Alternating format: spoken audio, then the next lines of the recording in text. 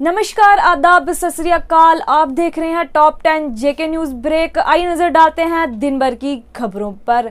Jammu Poonch national highway मुट्ठी धमाना के लोगों ने किया जोरदार प्रदर्शन पीडीडी विभाग के खिलाफ और उनका कहना था कि बिल तो समय पर पहुंच जाते हैं पर बिजली क्यों नहीं। इसी के साथ उन्होंने मांग की कि हमें 400 केवी का ट्रांसफार्मर दिया जाए। PDD, PDD, PDD. अब ये जो गाड़ियां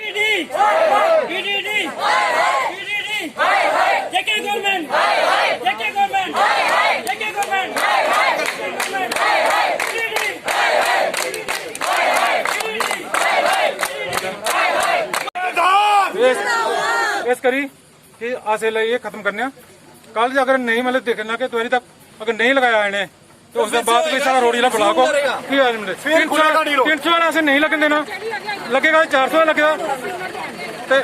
10,000 रुपए तक दिख लगे, 10,000 रुपए दिखिए तो चलो देर तक नहीं, लोग परेशान दूर जाना इस करिए रोड खुला बच्चे सारे। Vaccination team under the supervision of Dr. Hamid Pare traveling by foot in the mountain range from 7 days to vaccinate the nomads pupil. Doda administration committee to reach out to each person within district boundaries. दक्षिण कश्मीर के शोपियान जिले की रहने वाली सीमा रियाज जो महज 20 साल की उम्र में ही 2 किताबें लिखी। मैंने अपनी स्कूलिंग ओबोनीफा मेमोरियल इंस्टीट्यूट राजपुरा पुलवामा से की है। करंटली मैं बीएससी परस्यू कर रही हूँ वुमेन्स कॉलेज में। 6th क्लास से राइटिंग करती थी। 6th क्लास में जब स्कूल लाइफ में थे छोटे छोटे शॉर्ट पोएम्स लिखती थी। तो उसके बाद 10th बोर्ड्स हो गया, मैंने सोचा था कि मैं स्टार्ट करूं राइटिंग, लेकिन फिर उसके बाद मैंने छोड़ दी क्योंकि उसके बाद मैंने मेडिकल्स ले लिया। तो आफ्टर नीट, तो राइट आफ्टर नीट मैंने स्टार्ट कर दिया फिर से लिखना। तो ये मैसेज है कि आजकल की जो यूथ है, मतलब आपने जो हमारे पेरेंट्स होते हैं वो हमें बोलते हैं कि आप लोग मेडिकल फील्ड में जाओ, आप लोग लाइक लॉ फील्ड में जाओ, इंजीनियरिंग फील्ड में जाओ। विदाउट नोइंग आवर इंटरेस्ट वो हमें उन फील्ड्स में मतलब बोलते हैं जाने के लिए। तो मेरा मेन मैसेज इसमें यही है कि पेरेंट्स को सबसे पहले अपने बच्चों का मतलब जानना चाहिए, क्योंकि passion of a person really matters for a safe future. Demotivate नहीं होने दिया। तो उन्होंने कहा कि हाँ ठीक है, मतलब ये एक part time sort of job रख लो साइड में, तो लेटर फोकस करो, अपने जो आप कर रहे हो उसी पे फोकस करो। दिन रात ही लिखती थी क्योंकि उस टाइम उसके बाद मैंने कभी कहीं एडमिशन नहीं लिया हुआ था। तो लिया हुआ भी था तो हमें फर्स्ट सेम जो कॉलेज की तरफ से ऑनलाइन ही हुआ था, तो फिर फ्री टाइम में लिख लेती थी। कॉल वॉल वो कश्मीर का जो यूथ है उनमें बहुत ज्यादा टैलेंट है, लेकिन हमारे यहाँ प्लेटफॉर्म अवेलेबल नहीं। आज जम्मू के वार्ड नंबर 10 परेड में डीप ब्रेन का काम 15 करोड़ रुपए की लागत से हुआ शुरू। इस मौका पर भाजपा नेता युद्धवीर सेठी और पार्षद अनिल मासूम भी मौका पर मौजूद रहे। आइए दिखाते हैं ये ग्राउंड रिपोर्ट।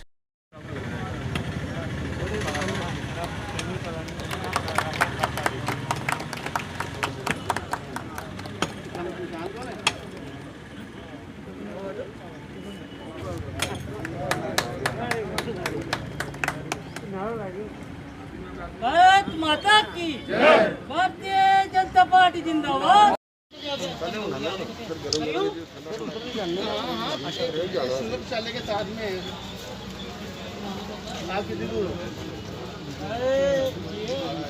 आज हमने जहाँ पर जो परेड ग्राउंड के सामने हमारा एक मौका था, मौके के सामने जो नाली थी वो उसकी बड़ी सालों से इसकी डिमांड थी कि ये नाली जो जब रेन वाटर आता है तो ये नाली जो है ओवरफ्लो हो जाती है। आज हमने उसका कार्य अपने हाथ में लिया और लगभग 15 लाख के करीब ये कार्य है। और जिस तरह हमारे प्रधानमंत्री मोदी जी ने एक आह्वान किया था कि सबका साथ, सबका विश्वास, सबका विकास, उसी विकास की कड़ी को आगे बढ़ाते हुए, क्योंकि जब हम धन्यवाद करते हैं मोदी जी का जिन्होंने ग्रास रूट पे लेके जो डेमोक्रेसी है, प्रजातंत्र है, उसको लेके आए और हमारे लोकल बॉडी के चुनाव करवाए। और मेरे जैसा कार्यकर्ता भी जो डायरेक्ट लोगों से जुड़ा हुआ है वो विकास कार्यों को अपने हाथ में लेके लोगों की समस्याओं को सुलझाते हुए हम लोगों के बीच में जा रहे हैं। इसी तरह हमारे जो म्यूनसिपल कॉरपोरेशन के हमारे अफसरान हैं उनका भी हमें पूरी तरह से ताउन मिल रहा है और समय समय पर जहाँ भी हमें मुश्किल आती है वो उसको हल करते हैं और सीधे से सीधे हमारे कार्य जो है उसको आगे वो बढ़ाते हैं। मैं उनका भी धन्यवाद करता हूँ। और मेरा शीर्ष नेतृत्व जो युद्धवीर सेठी जी जो प्रदेश के उपाध्यक्ष हैं भारतीय जनता पार्टी JK के, मैं उनका भी धन्यवाद करता हूं। और मेरे साथ मेरे वार्ड के, मेरे मंडल के और मेरे जितने भी BJP के कार्यकर्ता जो मेरा हौसला अफजाई करने के लिए जहां पर आए हैं, मैं उनका भी धन्यवाद करता हूं। और मेरी कोशिश रहेगी कि आने वाले समय में जहां भी वार्ड में जहां भी हमें लगेगा कि जहां लोगों की समस्या हैं, हम उसको पूरी तरह से हल करने की कोशिश करेंगे। जिस तरह से आए दिन पेट्रोल व डीजल की कीमतें बढ़ती जा रही हैं, उससे लोगों को हो रही है परेशानी और लोगों ने सरकार से लगाई गुहार इस पर जल्द से जल्द दिया जाए ध्यान। आइए दिखाते हैं इस पर एक ग्राउंड रिपोर्ट।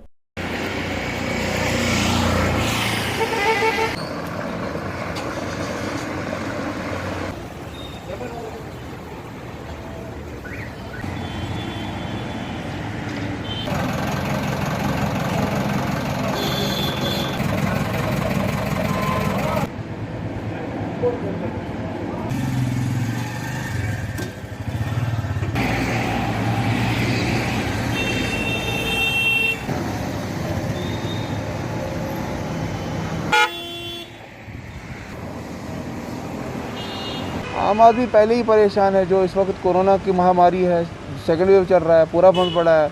और ये भी तो एक रोज़मर्रा की ज़िंदगी में एक जुड़ा हुआ हिस्सा है। पेट्रोल डीजल, इसके दाम देखो, पूरे देश में 100 के पार चला गया है। यहाँ श्रीनगर में भी अब 100 की रेट पे पेट्रोल मिल रहा है हमें। मेरे ख्याल से लगता है कि सरकार को बैठ के क्या, मतलब कोई बात ही नहीं करता है इस चीज़। अभी ऐसी चीज़ों को लेके क्या करेंगे? आम आदमी तो ज़िंदगी तो ठप होगी ना। तो सरकार को चाहिए इसमें रेट देखना चाहिए, रेट कम होना चाहिए।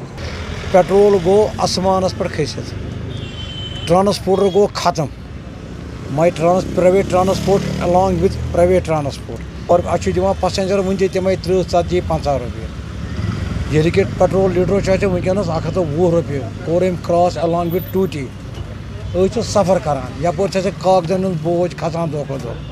अब तरान फिक्र असे करुन तो करुन क्या गवर्नमेंट कहाँ अल्टरनेटिव। आज वो हिस्टोरिकल दिन है जब हमने पेट्रोल को 100 रुपीज़ रेट चढ़ते हुए देखा है। आपको याद होगा कुछ दिन पहले एक शख्स ने एक यूनिक प्रोटेस्ट किया था, जब वो पैड वैड लेके, हेलमेट लेके, बैट लेके एक 100 की सेंचुरी की तरह वहाँ पे पेट्रोल पंप पे खड़ा हुआ था। देखिए, आप लोग अक्सर डिमांड करते हैं, शिकायतें करते हैं, कीमतों में कमी लाने की बात करते हैं, लेकिन आप कीमतों में कमी नहीं लाते हैं, आप कीमतों में इजाफा करते हैं। अब देखिए, पेट्रोल की कीमतों में इजाफा हो और हाईएस्ट अभी तक का हुआ है, तो सरकार को सोचना चाहिए, ऐसी कोई पॉलिसी निकालनी चाहिए कि जो पेट्रोल की कीमतों की रेट्स है वो एक बार फिर से उसी लेवल पे आ जाए जिस लेवल पे लोग चाहते थे, जिस लेवल पे लोग उस पेट्रोल को खरीदने के बाद चैन की सांस। Job aspirants protest at press enclave as schemes withdraw 66 posts advertised last year.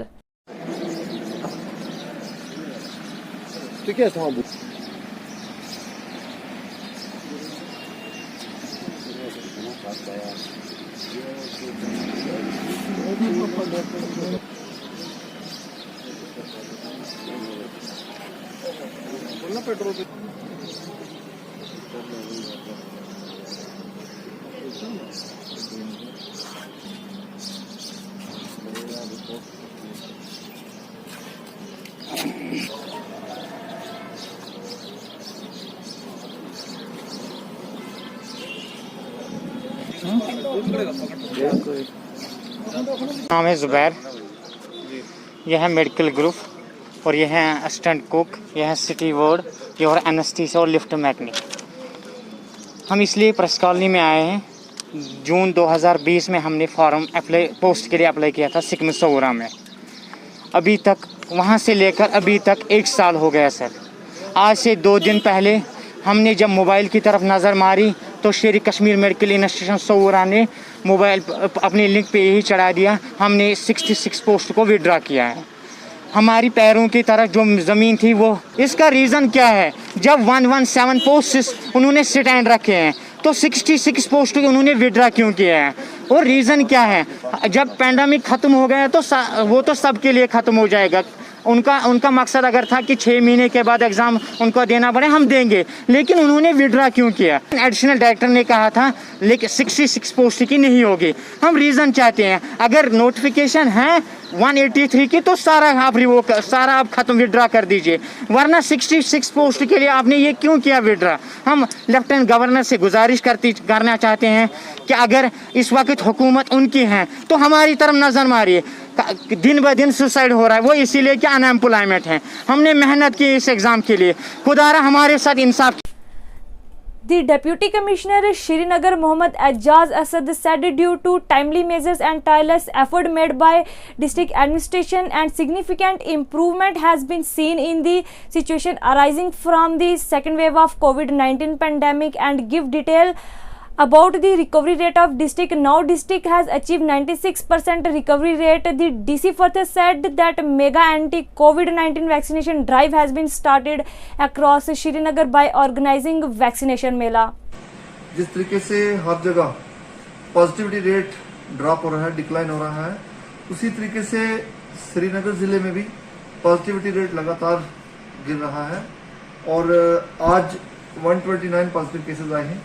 Positivity rate पहली बार 5% से नीचे उतरा है और रिकवरी रेट अगर हम देखें 96% से ऊपर पहुंच गया है recovery rate. Total positive cases आज तक श्रीनगर जिले में 68,521 रहे हैं। हाई लेवल के साथ 65,833 पेशेंट्स रिकवर कर गए हैं।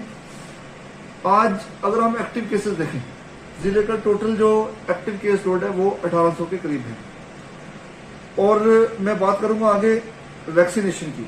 कोविड वैक्सीनेशन की अगर हम बात करें तो 3,10,000 डोजेज एडमिनिस्टर किए गए हैं। पूरे जिले में वैक्सीनेशन मेले मुनक्कद किए गए हैं। हेल्थ सेंटर्स पर वैक्सीनेशन जारी है, डोर टू डोर वैक्सीनेशन जारी है और जो हमारा देहाती इलाका है, जो पंचायत हैं, वहां पर भी हमारी टीम्स ने पहाड़ियों पर जाकर भी वैक्सीनेशन का सिलसिला कंप्लीट कर लिया है। श्रीनगर की जो पंचायतें हैं 45 प्लस पॉपुलेशन में 100% वैक्सीनेशन हो चुकी है और 18 to 44 जो पॉपुलेशन है उसको भी अगले 2-3 दिन में 100% कवरेज कर लिया जाए।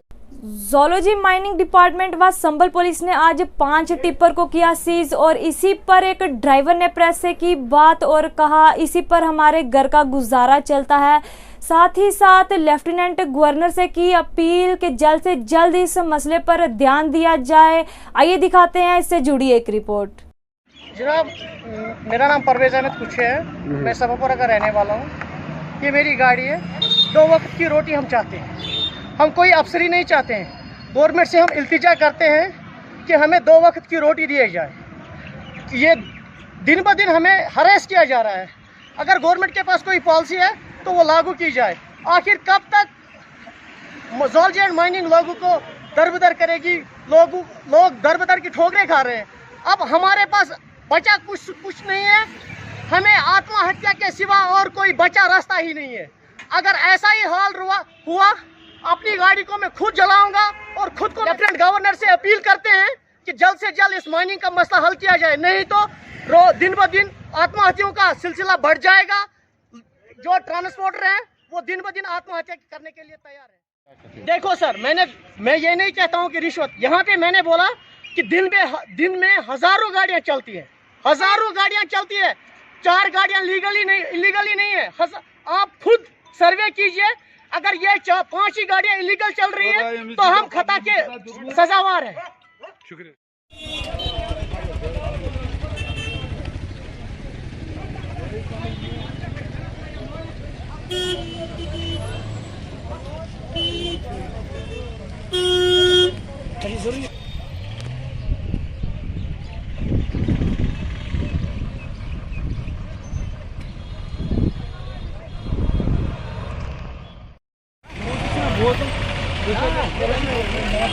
Sajjad Sofi from Sopur area of Central Kashmir, Gandhar district was detained by police on charges of promoting enmity.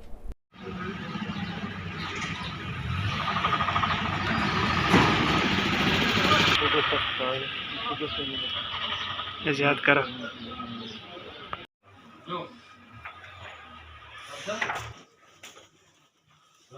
तक इसके वहाँ अपने ख्यालात इज़हार करने के लिए गया था, जैसे कि और भी लोग थे उनमें, चूँकि ये सरकर्दा आदमी था उनमें, तो वो गया, उसने अपनी बात रखी, उनको नागवार गुजरा। वो किस बात पर नागवार गुजरा, शायद मेरे ख्याल में, जहाँ तक मुझे इल्मियत है, डीसी साहिबा जो गांधरबल की है, उसने इसको गलत तौर पर इस्तेमाल किया है। तो लिहाजा इसको मैं उस हद तक कंडेम करता हूँ कि ऐसी हरकत नहीं करनी चाहिए थी उनको। फिर उन्होंने जो पुलिस को इख्तियार दे दिया कि आप इसको गिरफ्तार करो और उसके बाद कार्रवाई शुरू करो, ये बात गलत है। डेमोक्रेसी क्यों नहीं है? डेमोक्रेसी तो है।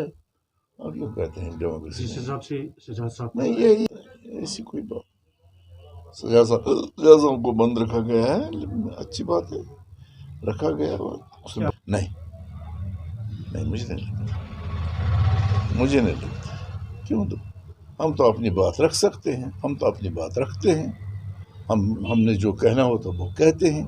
डेमोक्रेसी को तब ख़त्म होती है अगर हमसे जो बात कही जाती है, अगर वो हम उसको नहीं लेते आगे, तो फिर ठीक है, उसको हम। आपको लगता है? देखिए, वो तो उनकी बड़ी गलती है, वो तो जहाँ तक एडमिनिस्ट्रेशन का ताल्लुक है, वो उनकी बड़ी गलती है, क्योंकि उनको ऐसा नहीं करना चाहिए था, और उन्होंने ऐसा किया। ऐसा करने के बाद यहाँ के अवाम के जज्बात को उन्होंने ठेस पहुँचाई। आपको लगता है कि इससे नहीं, क्यों करेंगे गुरेज करना? वो तो बेवकूफ़ी है। हम जाएंगे जहाँ कहीं भी कोई सरकारी तौर पर कोई ऐसी बैठक हो, हम उसमें जाएंगे। क्या सर आपको? मुझे औरों की पता नहीं है, हम अपने जगह पर हैं, काम करते हैं और काम करते रहेंगे। और की मैं नहीं बात करता। Thank you sir, thank you. हालत में आम दरबार एक था, उनको मानसबल डेवलपमेंट है कि डाक मंगले में Bashir Khan adviser to governor साहब थे, और बाकी डिस्ट्रिक्ट अफसरान थे, डीसीपी थी गांधरबल की। तो वो बार इन डेलीगेशन सिविल सर्विस वापर की तरफ से हम गए थे मिलने के लिए उन्हें, कि अपनी डिमांड्स, जो हमारी डिमांड्स थी, उनको गए थे हम। इससे पहले honourable governor adviser to governor Bashir Khan से 4 बार, ये चौथी दफ़ा हम गए थे। 2 दफ़ा क्रिश्चियन, यानी इसको क्या कहते हैं हम, चर्च लैंड, एक दफ़ा गांधरबल डीसी हाउस में, तो ये चौथी दफ़ा हमारा था। हमारी कुछ इलाके की डिमांड्स पिछले 1.5-2 साल से हम वही इसको रिफ्लेक्ट करने गए थे। बशीर खान साहब को सारा पता था, तो we were on good track. पता नहीं बीच में क्या हुआ। हाँ, एक बात मैंने ज़रूर कही खान साहब से कि बीइंग ए कश्मीरी, आप भी कश्मीरी हो, मैं भी कश्मीरी हूँ, मैं आपका गिरेबान पकड़ सकता हूँ अपनी डिमांड्स के लिए। जब मैं आपसे नहीं कहूँगा तो मैं किससे कहूँगा?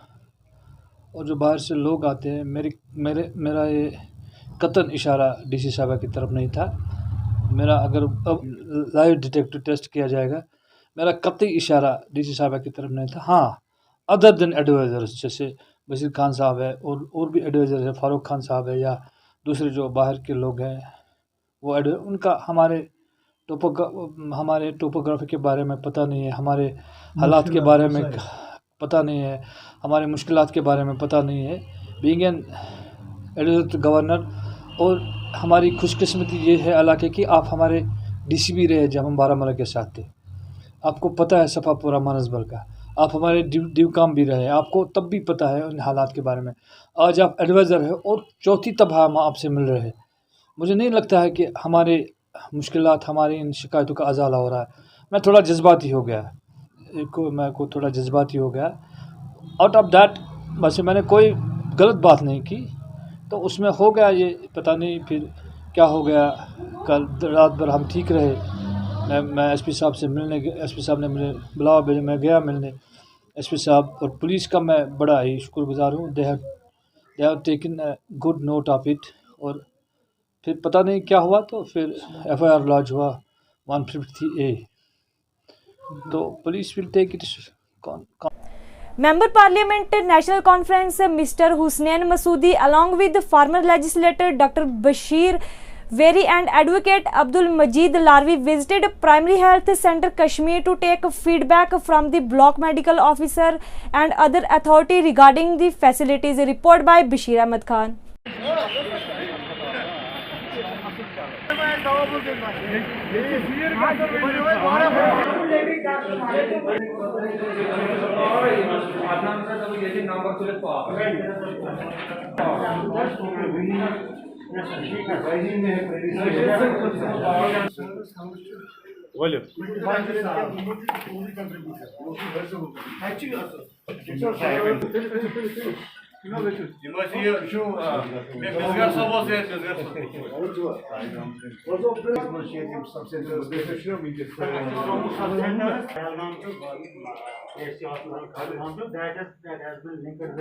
Except Pahalgam, तो यम सारी 13 सब सेंटर या यम अच्छा तो छोड़ न्यू टाइप या समाज से सारा ओल्ड पीएचडी साहब ये बताइए हमने कोई बातचीत की इस्दा नहीं की, बल्कि हमने कहा कि हम अवर्स नहीं हैं।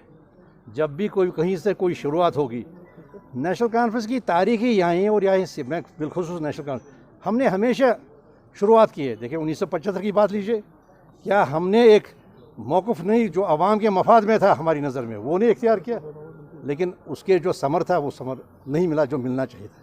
1996 में फिर एक शुरुआत की आवाम के मफाद के लिए, और हमेशा नेशनल कॉन्फ्रेंस को हमेशा आवाम का मफाद अजीज़ है, दिल के करीब है। जो आवाम की एस्पिरेशन है, उमंगें हैं, तमन्ना है, वही नेशनल कॉन्फ्रेंस का सबसे बड़ा असासा है। नहीं, बात यह है कि सिर्फ फ़कत इलेक्शन आइसोलेशन में क्या, देखिए जो एड्रेस है मसाइल, वो मसाइल जो है वो एड्रेस कीजिए। देखिए हम चाहते हैं कि अमन अमान हो, कोई तशद्दुद के लिए कोई भी जगह न रहे, ऐसे फैसले कीजिए। आवाम की उमंगों को, आवाम की तमन्नाओं को एड्रेस कीजिए। फिर एक देर पा हमारे कोशिश है एक देर पा अमन के लिए, जहाँ तैमूर तरक्की का दौर शुरू हो। अगर फिर वही जो तशद्दुद हो और वही बेचैनी हो, वही इज़्तिराब हो, तो उससे मुझे नहीं लगता कि उससे बहुत बड़ा कोई फ़ायदा। मेरा कद जो है सियासी कद वो इतना नहीं है ऊंचा कि मैं इसके बारे में कोई बात करूँ। यह तो क़यादत की बात है ना, वो क्या फ़ैसला करेंगे जो भी चैलेंजेस होंगे। फिदा साहब, जब भी चैलेंजेस जो होंगे उनका जो फ़ैसला होगा, उनको दर्जमल होगा, वो तो उनका होगा क़यादत का। हाँ, एक बात ज़रूर है, मैं इनफरादी तौर पर और नेशनल कॉन्फ्रेंस इज्तिमाई तौर पर इस बात के लिए कोशिश है एक दायमी अमन हो, दायमी एड्रेस किए जाएँ। बातचीत बराई बातचीत कोई मायने नहीं रखती। कॉन्फ्रेंस का रुख बिल्कुल क्लियर है। हमने ऐसे नहीं कहा कि हम डिलिमिटेशन कमीशन में फकत कहा कि नहीं जाएंगे, नहीं, हमने दलाइल दिए। एक तहरीरी मकतूब लिखा जो चेयरपर्सन साहिबा है, उसमें सारे वजूहात कहे। देखिए ये वजूहात है जो हमारे पास हमारे लिए नामुमकिन होगा, और आज तक वो एड्रेस नहीं किए गए। हमने उसका रद्दअमल, उसका जवाब आज तक हमें मौसूल नहीं हुआ। हमने 1 2 3 चीज़ स्टार्ट करिए, जो सारे हमारे जो महफूजात थे, तहफ़्फ़ुज़ात जो थे उसके बारे में, जो हमारी रिजर्वेशन वो सब कैटलॉग की। तो जब वो एड्रेस नहीं हुए तो जाहिर सी बात है, तो डिलिमिटेशन हमारा मानना है कि गैर आईनी अमल है, क्योंकि जो पेरेंट एक्ट है जिसके तहत ये बनाया गया है उसको हमने चैलेंज किया हुआ सुप्रीम कोर्ट में, और सुप्रीम कोर्ट ने हमारे जो चैलेंज था उसको देखकर उसमें पहली नज़र में मेरिट पाकर उसको कॉन्स्टिट्यूशनल बेंच को दिया। तो बाकी ये क़यादत का मामला है। जो जब भी बहस तमीज़ हुई तो हमने डॉक्टर साहब पर, जो हमारे सरबराह हैं, प्रेसिडेंट है, उन पर छोड़ दिया है, वो जो मुनासिब समझे वो फैसला। Miss Davinder Kaur Madan working president save animal value environment ने की एक प्रेस कॉन्फ्रेंस। आइए दिखाते हैं ये रिपोर्ट। डिवीज़न बेंच ने हमें लिबर्टी दी कि हम दोबारा से इस मैटर को फिर से टेकअप करें एडमिनिस्ट्रेशन के साथ और यूनियन मिनिस्ट्री के साथ, कि जो हमारा ये काउ स्लॉटर और बीफ बैन एक्ट था इसको वापस रीइंस्टेट किया जाए। सो वी अगेन जो जैसा उन्होंने बोला था, हमने फिर से रिप्रेजेंटेशन भेजी, हमने उनके नोटिस में लाया कि ये हमारा जो लॉ है बहुत अच्छा था, प्लीज़ इसको वापस लाइए, ताकि जो कम्युनल हार्मनी इतने साल से बनी हुई है, कभी भी कोई ऐसा अनटूवर्ड इंसिडेंट नहीं हुआ, वो रहे और आपस का भाईचारा बना रहे।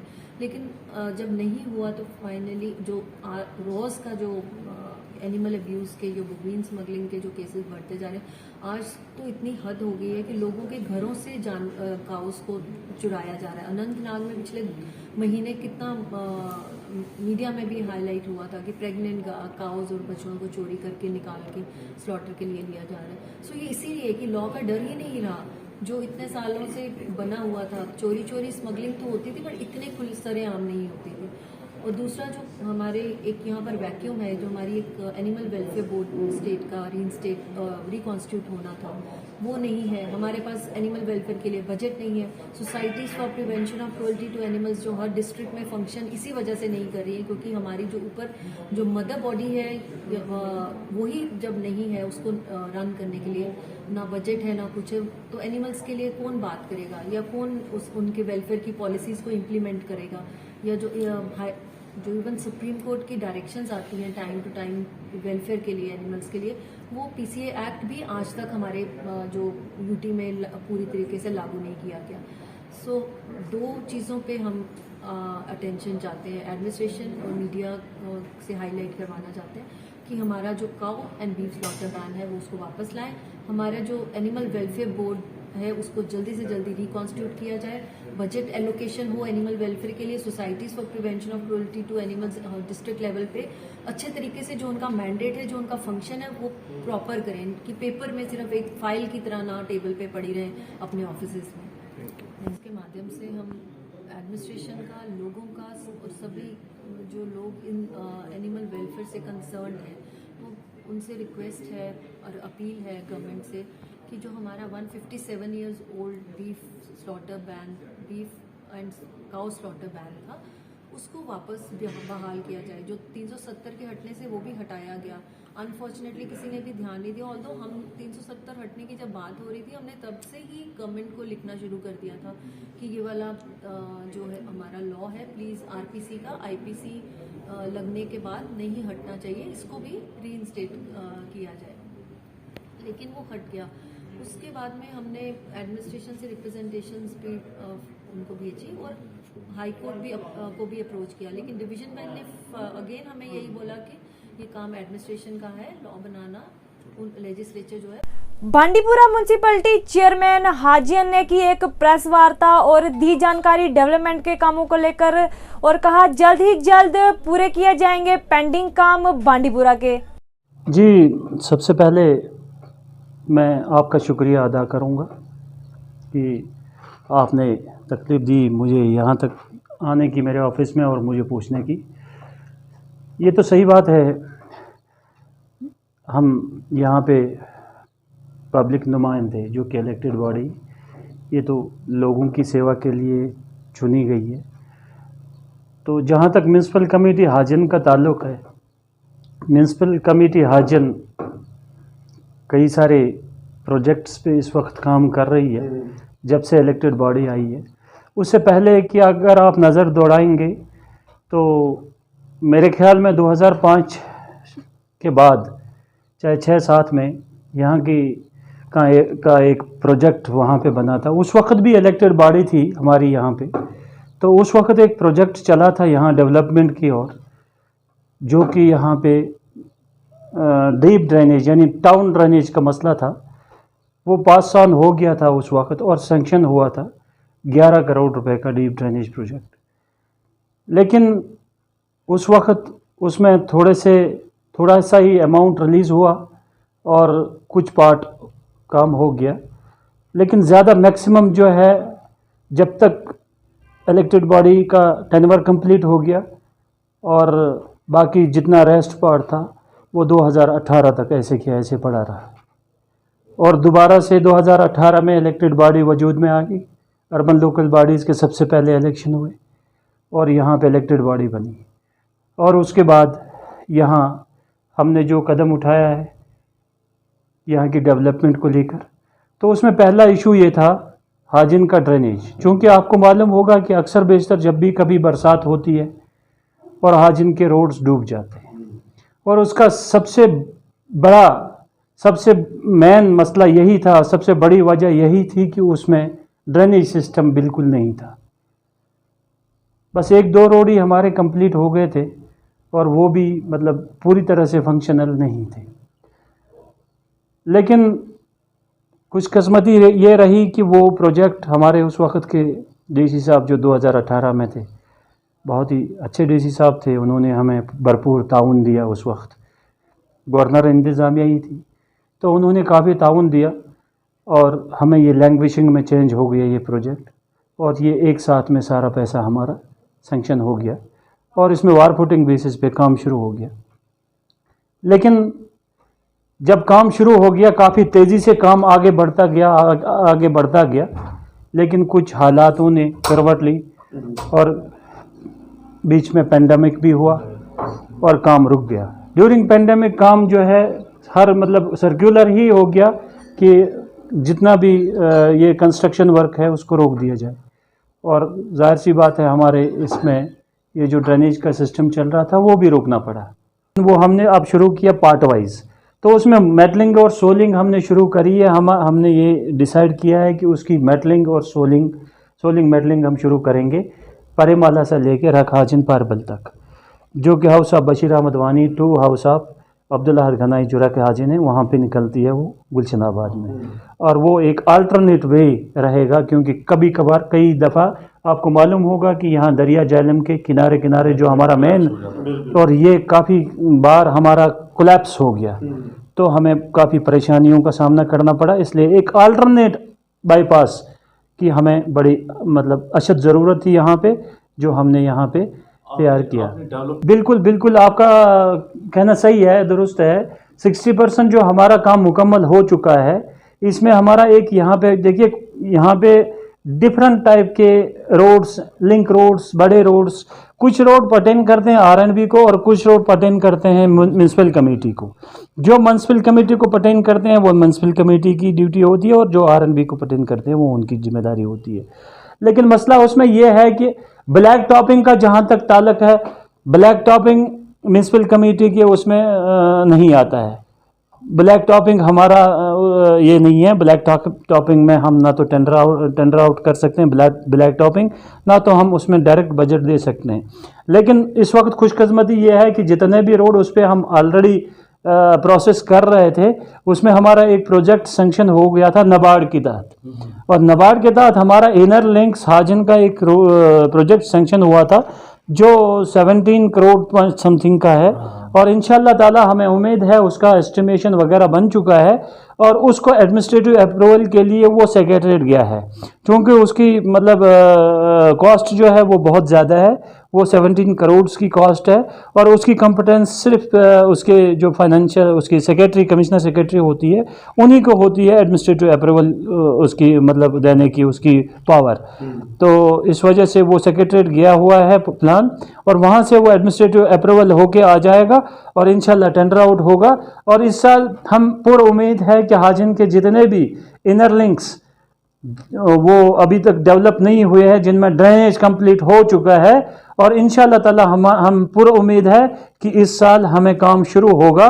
पहले उसमें सरफेसिंग होगी और उसके बाद उसमें ब्लैक टॉपिंग होगी, और ये दोनों जितने जो दोनों डिपार्टमेंट है, पीडब्ल्यूडी, आरएनबी डिपार्टमेंट और म्यूनसिपल कमेटी, ये दोनों मिलजुल के, क्योंकि हमने अभी प्रिंसिपल सेक्रेटरी साहब से भी रिक्वेस्ट करी थी, और हमने स्पेशली हमने एक जेई को यहाँ पे डिप्यूट करवा दिया आरएनबी के थ्रू, और जेई सिर्फ और सिर्फ म्यूनसिपल लिमिट के जितने भी काम हैं वो वही काम देखेंगे और उन्हीं का एस्टिमेशन करेंगे। देखिए, डस्टबिन्स का जहाँ तक ताल्लुक है, डस्टबिन्स के पहले तो हम लोग ये करते थे, पहले हमारा ये होता था कि डस्टबिन सड़कों पे लगाए जाते थे, रोड साइड्स पे लगाए जाते थे।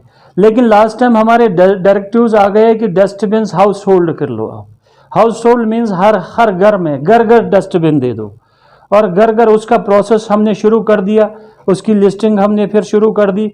और डस्टबिन हमने पहले यही सोचा कि डेवलप्ड वार्ड, कदरे बेहतर जो वार्ड है हमारे, जहाँ पे हम सफाई भी अच्छे से करेंगे, जहाँ पे हमारी गाड़ी भी इजीली डोर टू डोर जाएगी, क्योंकि जब हम हाउस होल्ड डस्टबिन दे देंगे, हाउस होल्ड डस्टबिन का यही मकसद है कि घर से ये कूड़ा करकट उठाना, हर घर से कूड़ा करकट उठाना, हर दरवाजे से कूड़ा करकट उठाना, उस दरवाजे तक इजीली गाड़ी भी जानी चाहिए।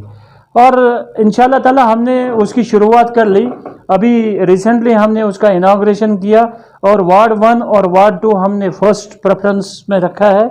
शुरुआत यहीं से करी हमने, और इनको हमने डस्टबिन दे रहे हैं हम इस वक्त।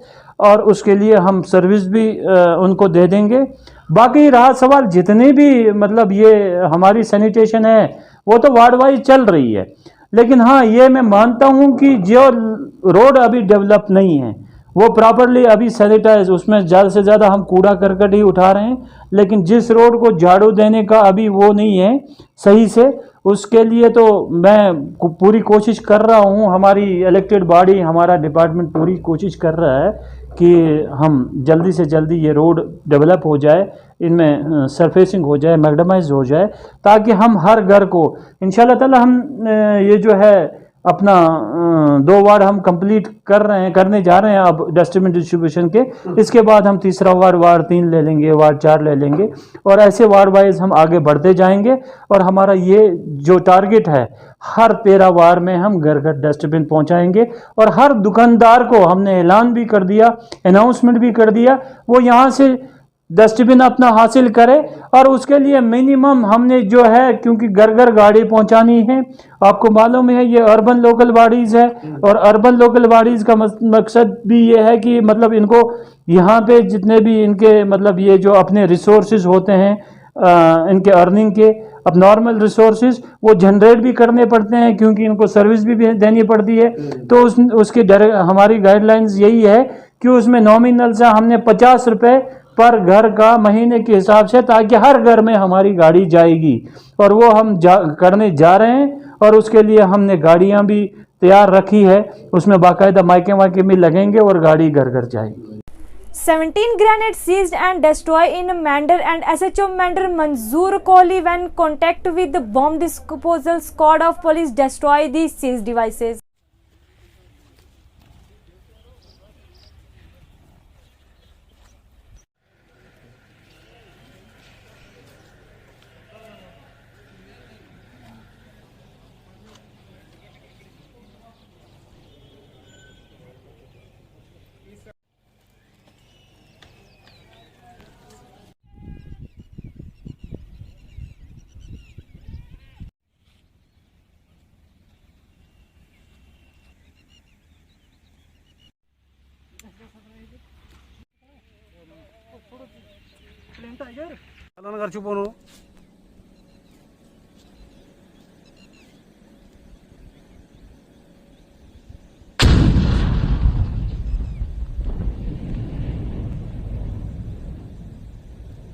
ये थी दिन भर की जम्मू कश्मीर की खबरें। मैं शाजिमा चाड़क, दीजिए इजाजत और देखते रहिए टॉप 10 जेके न्यूज ब्रेक।